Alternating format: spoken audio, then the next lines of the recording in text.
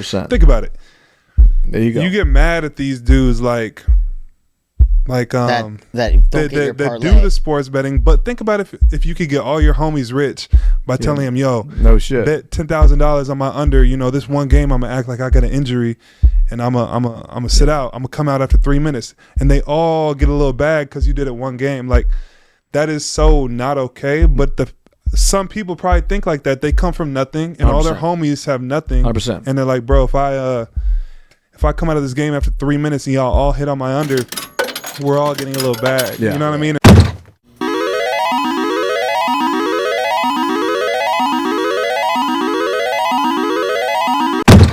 The NBA isn't just basketball anymore.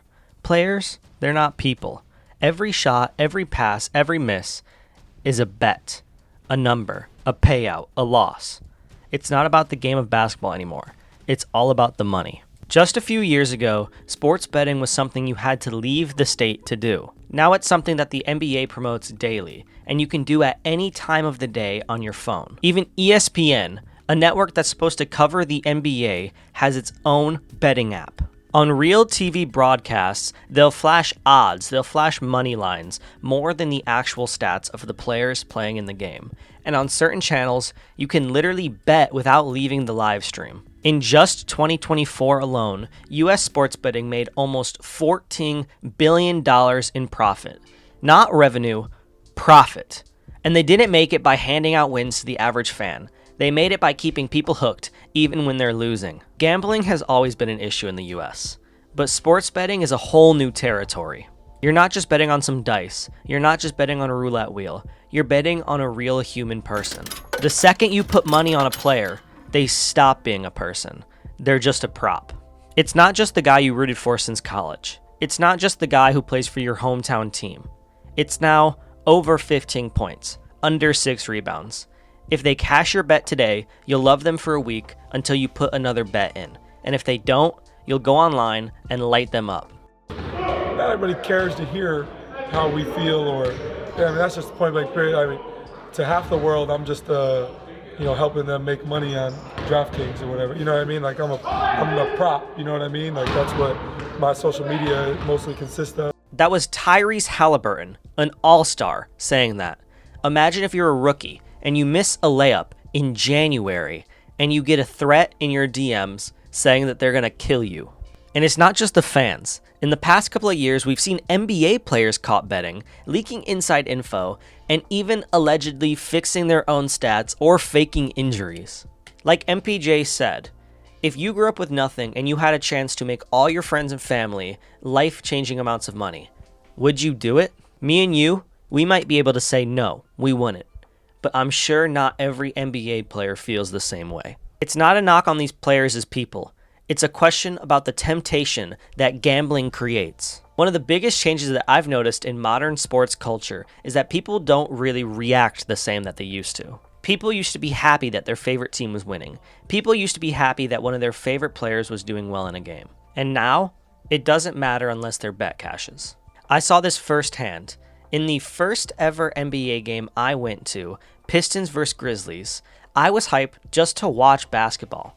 But the guy next to me, he wasn't even watching the scoreboard. He was just staring at his phone. He would yell at the player over and over, waiting for his bet to cash. And when it did, he left. In the third quarter, he stood up, high-fived the guy next to him, and left the arena. People have been theorizing that sports are fixed since the dawn of their creation. No, I'm not a crazy conspiracy theorist. I don't think this.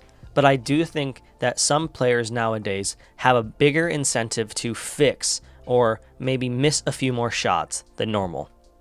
Whether it be Jonte Porter, who was banned for his entire life and can never return to the NBA again, or Beasley, the NBA's newest culprit and suspect in this betting ring. Players are more and more likely by the day to try this out, try to make some money for their friends. Can you really even blame them? The NBA promotes it like crazy. It's on jerseys. It's on the billboards.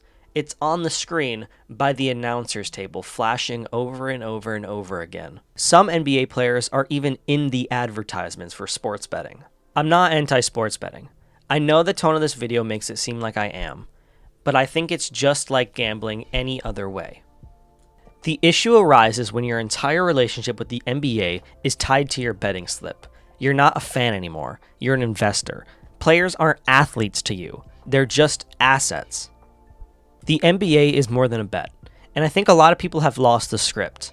I think that they forgot that basketball is the game that they grew up loving, and it's not just a sneaky way to make money. If money matters more than winning to you, if money matters more than basketball to you, maybe you shouldn't watch the games. I implore you guys, if you see somebody sending hate, or if you see somebody sending threats that you know to an NBA player, or maybe even a college player over a missed bet, please check them. This can't go unhandled. No, I'm not the first, and hopefully not the last, to talk about this subject. One of my inspirations for this video was Drew Gooden's video on sports betting in all of sports, and I implore you to go watch that as well. I also used a new editing software for this video, so let me know if it looks a lot better. Hopefully it does. I paid money for it, so... And if you liked this video, please subscribe. I got more like it coming out. Peace.